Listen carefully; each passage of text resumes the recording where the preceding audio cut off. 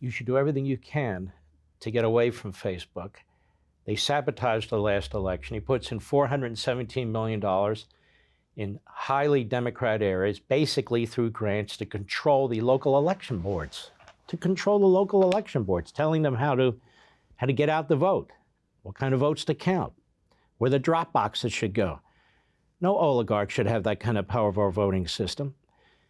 You look at Soros, another oligarch, who pours an enormous amount of money into local prosecutor races.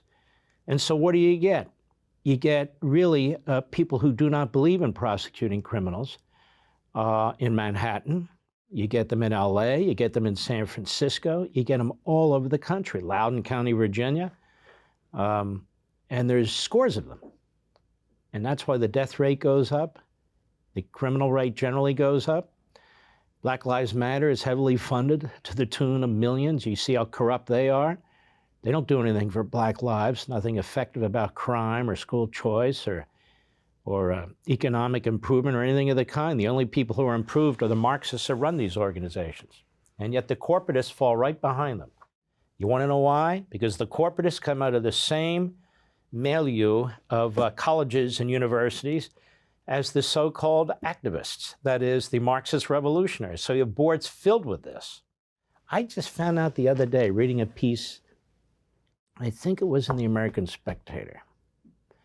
Could have been the American Thinker, but I think it was the Spectator, that the mothership that owns Westwood One, Cumulus, I just found out they have a board member who is a senior person with Media Matters. Did I tell you that, Mr. Producer?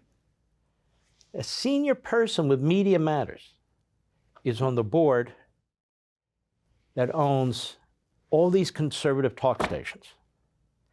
And Media Matters, it's a filthy operation. It's a front group for the radical left, for Soros. It has a bipartisan nonprofit tax status, if you can believe that, which requires an audit, in my view. They attack me constantly. They twist my words constantly. That's fine. But we have a board member who is associated with them at a senior level. Think about that. Think about, gee, is that a conflict? Is that okay? In any event, let's take a look. Here's Project Veritas. They reveal a leaked audio of employee concerns about Elon Musk. Oh, I'm sorry, you're concerned?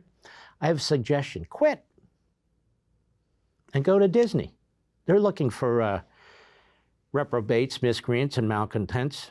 Go.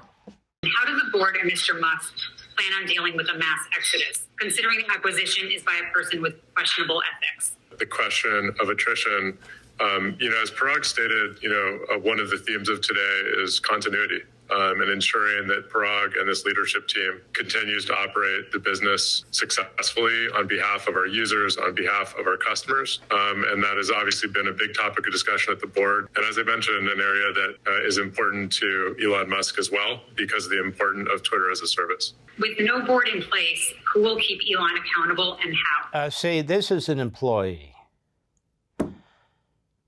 who should be fired.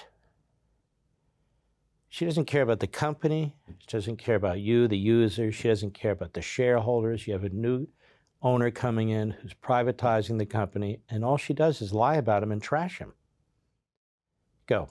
Elon made it clear in public that a large part of the reason he bought the platform was because of our moderation policies and disagreements in how we deal with health. This puts Twitter service and trust and safety, as well as anybody who cares about health on the platform, in a very difficult position. And quit. We don't want you in a difficult position. Get out of the way. It's called progress. Go. Twitter service, the role of our policies, and the capabilities we've built around content moderation are fundamental to keeping Twitter safe and growing. I believe that there is a lot of work we have to do to continue making that better. Sometimes that means more thoughtful moderation. Sometimes that means making things simpler. Sometimes that means changing product incentives to be able to solve problems through products sometimes instead of policies. During the last All Hands, you said that you trust Elon Musk. The correct quote was, "We trust him." So who is we? And talking to Elon, what made you trust him? And based on the conversation I had with him when we were excited to have him join our board, That was because, as a major shareholder and an opinionated user, we wanted that voice in our boardroom so that we could learn.